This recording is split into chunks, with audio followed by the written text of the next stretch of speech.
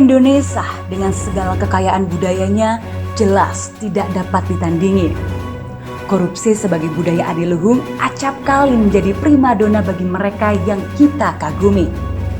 Koruptor telah menjadi posisi yang begitu digandrungi, mulai dari pelajar, mahasiswa, hingga pemangku keputusan, semuanya berlomba-lomba menjadi koruptor terbaik di negeri ini. Belum lama ini, Indonesia Corruption Award telah dihelat dan pemenangnya pun telah terjabat. Bambang Sugihpol adalah nama yang tak asing lagi di Indonesia. Sepak terjangnya melalui berbagai keuntungan adalah hal yang akan kita bincangkan. Saya Nana Daelem, selamat datang Mata Muncul. Halo rakyat Indonesia, apa kabar Anda hari ini? Di episode kali ini kita akan membahas tuntas mengenai perjalanan korupsi seorang tokoh yang amat kita cinta. Dia adalah seorang politisi handal yang pandai mencuri dan rajin menabung dari uang kas negara. Rakyat Indonesia, langsung saja kita panggilkan. Ini dia Bambang Sugihpol. Halo. Halo Pak, apa kabarnya nih Pak? Baik, anggap aja rumah saya. Emang rumah Bapak nih.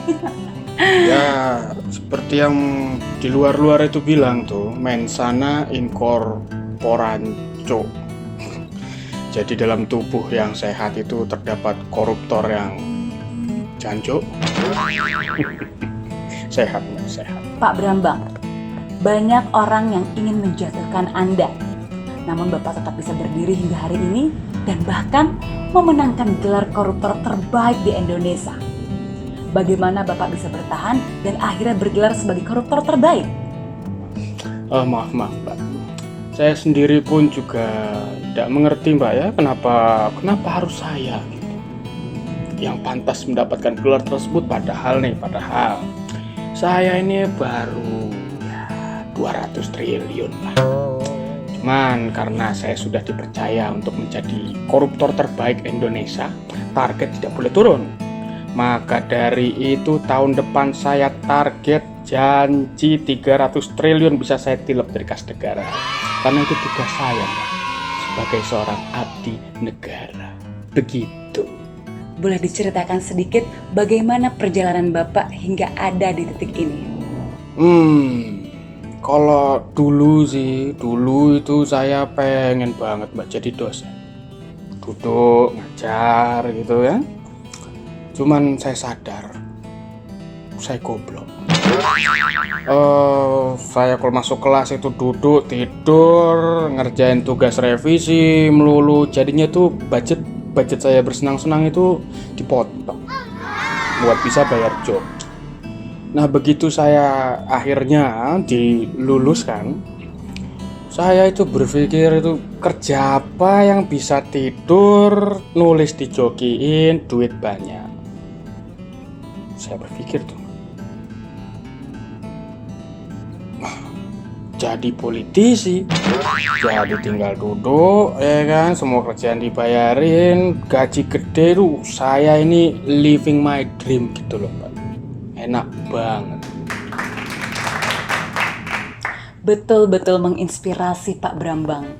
Saya yakin sekali banyak mahasiswa di luar sana akan semakin giat berlatih dan menggunakan bakatnya agar bisa seperti Pak Bambang.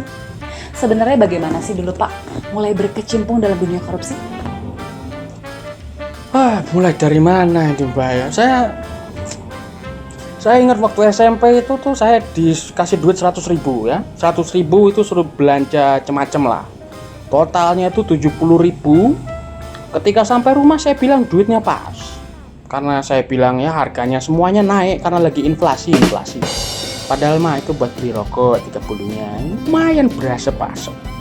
Waktu SMA bikin pensi, saya ketua OSIS. Budget 100 juta, itu bendahara saya tarik. Woi, makan siang, sini makan siang. Saya ajakin join. Jadi ya 10 juta itu sedot ya kan, 5 jutanya saya bagi-bagi ke cewek-cewek. Pas kuliah itu saya ini kan aktivis saya ini. Jadi saya tuh suka megang latihan-latihan kaderisasi gitu. Nah, saya inget aja tuh senior saya itu kan pada kaya-kaya ya. Saya bilang aja, "Bang, nih mau bikin kaderisasi, Bang, butuh dana 15 juta." Ya itu kan senior banyak. Sedot 50 juta. Lumayan dapat kosan bagus, beli motor, beli PS, main GTA. Bahagia sekali saya dulu tuh, Mbak. Kangen masa-masa jadi aktivis itu. Banjir. Semakin yakin Pak Brambang bisa menjadi presiden yang dibutuhkan untuk menghabiskan anggaran ya Pak. Rakyat Indonesia. Kita panggilkan Kepala Juri Indonesia Corruption Award 2020, Mbak Alexis Xenopartis. Selamat datang Mbak. Mas Brambang. Sini. Selamat datang Mbak Alexis. Gimana nih kabarnya? Makin cantik aja ya. Kabar baik, Mbak. Kalau cantik sih, gak usah ditanya.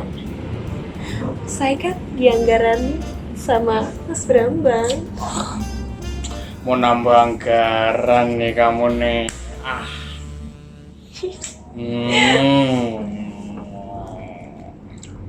Mbak Alexis, sebenarnya bagaimana proses penjurian di Indonesia Corruption Award? Kami memilih yang terbaik dari yang terbaik loh, Mbak. Mulai dari background check hingga nominal korupsi terakhir juga kami uji. Kriteria penilaian kami adalah yang pertama, ketidakjujuran, tidak tanggung jawab, tingkat belanja hal yang tidak dibutuhkan, bagaimana cara menghabiskan anggaran, sampai bagaimana cara dana tersebut dicuci sehingga bebas dari endusan penyidik-penyidik culun itu loh, Mbak. Wah, sulit juga ya untuk bisa mendapatkan gelar tersebut. Untuk Pak Brambang sendiri, bagaimana ia bisa juri daulat sebagai pemenang? Mbak Nana, Mas Brambang itu telah membuktikan loh kesungguhannya dalam berkorupsi. Gak mudah itu dilakukan oleh semua orang tuh gak mudah. Bener gak, Mas? Apalagi ya, dipikir-pikir dari sepak terjangnya dari SMP hingga sekarang, itu jelas loh dalam mempertahankan prestasi gemilang ini.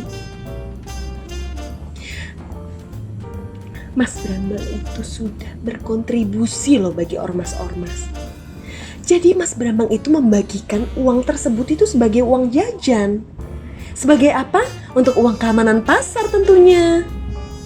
Sudah jelas dong pedagang kecil itu berhutang budi pada siapa? Mas Brambang.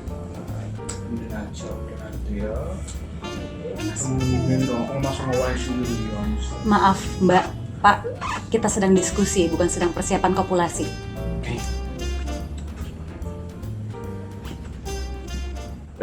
Maaf ini barangnya kekencengan bagus nih, mau Mbak? Mau nggak?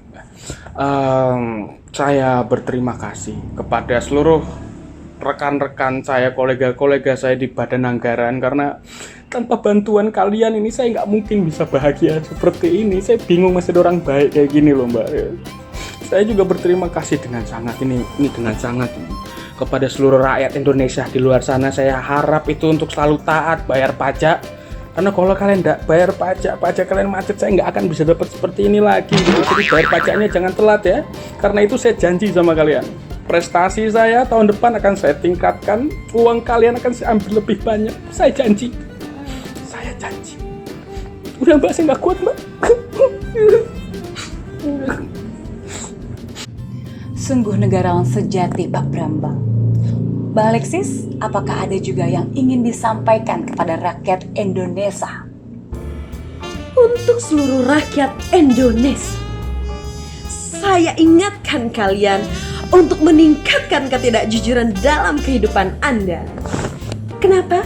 Karena peluang Anda akan semakin luas. Catutlah walau hanya seperak. Kurang-kurangin ibadahnya. Kalau diajak ibadah, tolak. Kenapa? Nanti kalian gak bisa di posisinya Mas Brambang seperti saat ini. Perbanyaklah nyatu, kurangi ibadah, see you on top. Enak juga itu on top.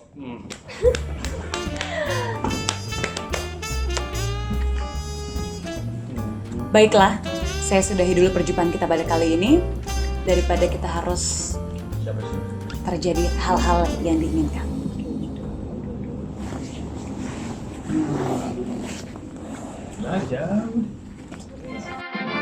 Korupsi bukan lagi menjadi hal yang ditutupi. Kini korupsi menjadi ajang sebuah prestasi. Pergulatan Bambang Sugipol mencari keuntungan jelas layak untuk diperbincangkan. Lord Acton pernah berkata, "Power tends to corrupt, absolute power corrupt absolutely." Dari dalil tersebut kita bisa mengambil sebuah pelajaran. Capailah kekuasaan tertinggi, maka korupsimu jelas tak tertandingi. Saya Nana Dailem, inilah Mata Muco.